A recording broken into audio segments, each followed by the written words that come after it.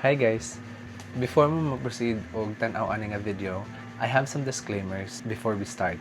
Ang pinakauna is ang volume. Akong speaking voice is because it's kadlaw na nako gi-shot ang or naghimo ani nga video. And also, I forgot na itaod ang microphone diri sa akong dughan, here.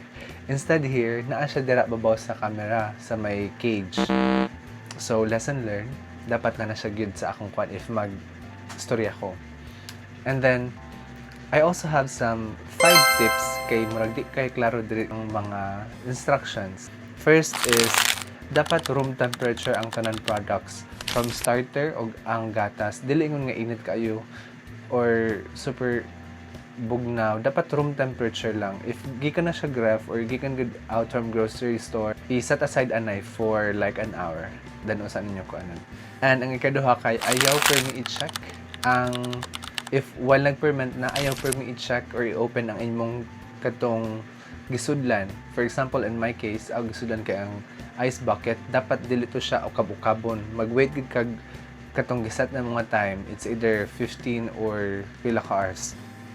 Ang ikatulo kay it's okay na mag-over-ferment pero dili lang gyud siya dapat lapas og 24 hours kay madaot na ang gatas.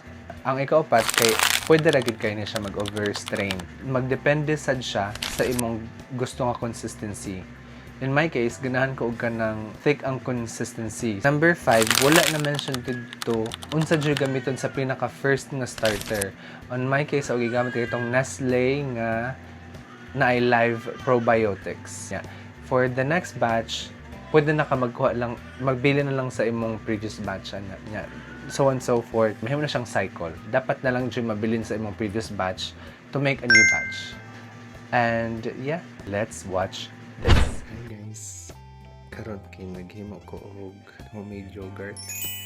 And wala na ko napakita kay late na. Ako gigamit kay leftover nga yogurt sa previous batch mo gigamit, and then kanira siya. One tip, dapat dili kay bugnaw ang imong yogurt nga starter as ta imong gatas dapat dili bugnaw, room temp lang siya.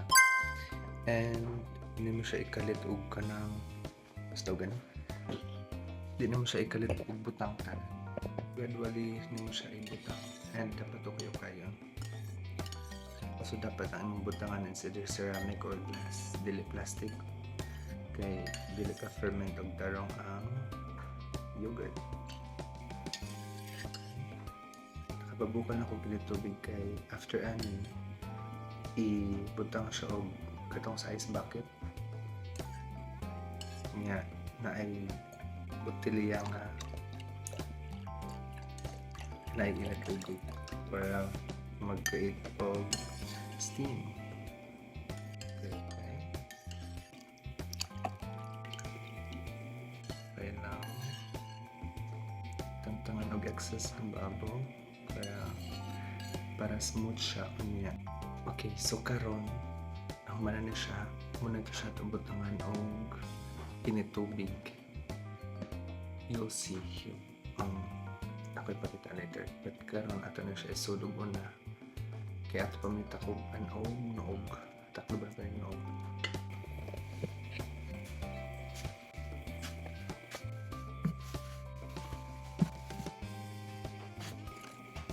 So, ato na butangan lobby ng tubig ang botelya.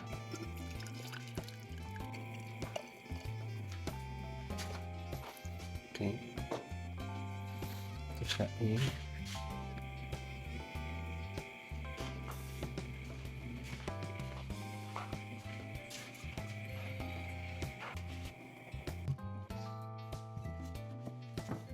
So, nahuman na prepare ang yogurt, ang starter o ang gatas.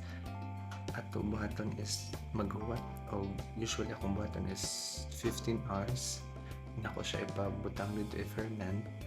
And after ana kay since Greek yogurt man akong buhaton, ako pa siya i-strain. Pero okay na good siya after 15 hours nga dili mo siya i-strain. Muna siya creamy yogurt.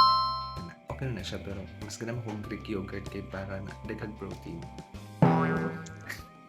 Muna siya, 3 p.m. tomorrow, dapat makuha na siya and ma-strain.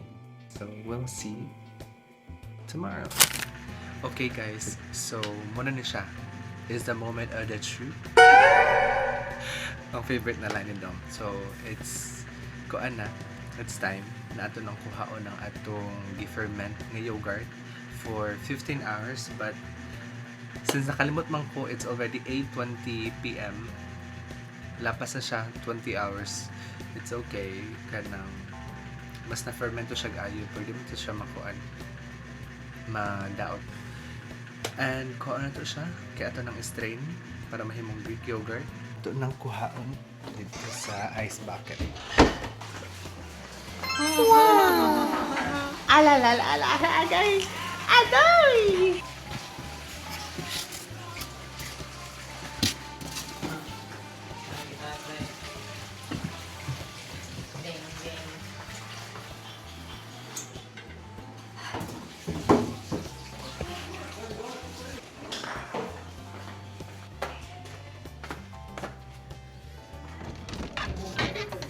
Okay, so we got the goods.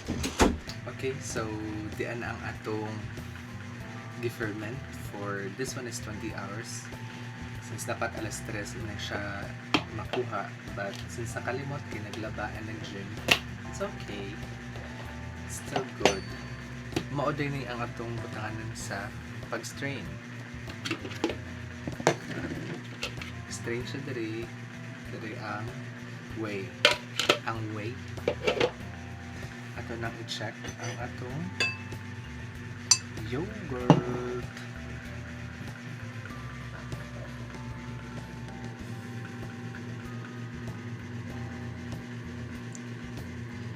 Perfect. Sakto yung consistency.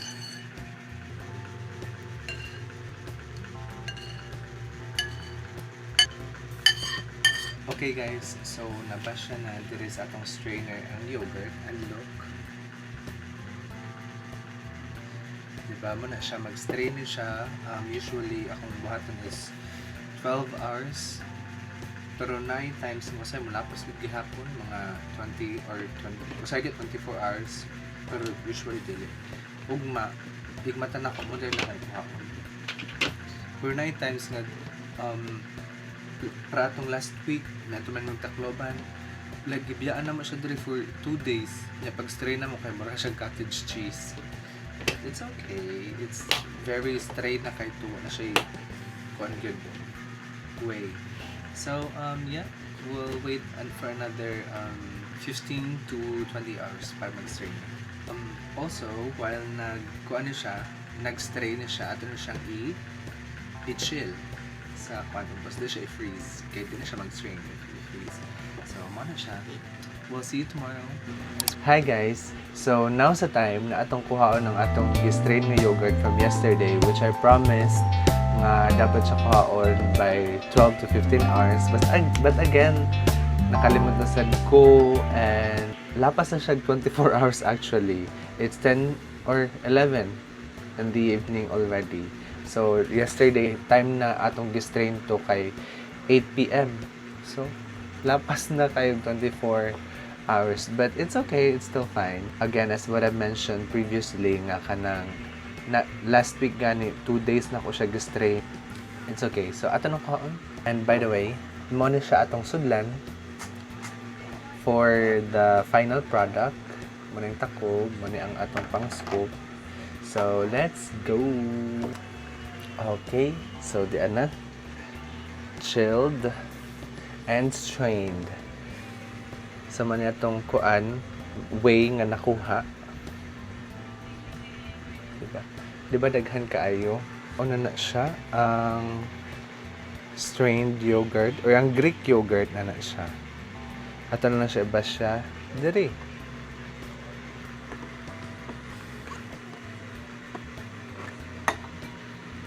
Pwede na siya sa overnight oats. If mag-snack ka, pwede na siya butangan og mixed berries niya, honey. Pwede na siya gamit. Okay guys, so here's the strained yogurt from the gatas na tughimo yesterday. So, this could last for 7 days sa inyong ref. And today's July 14.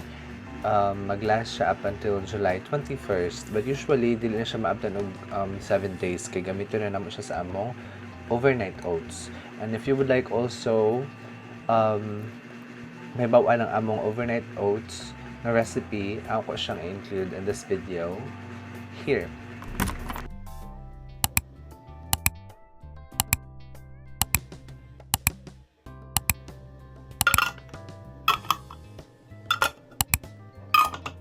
And that's it, guys. I hope you like and enjoyed this video, and I'll see you on the next one.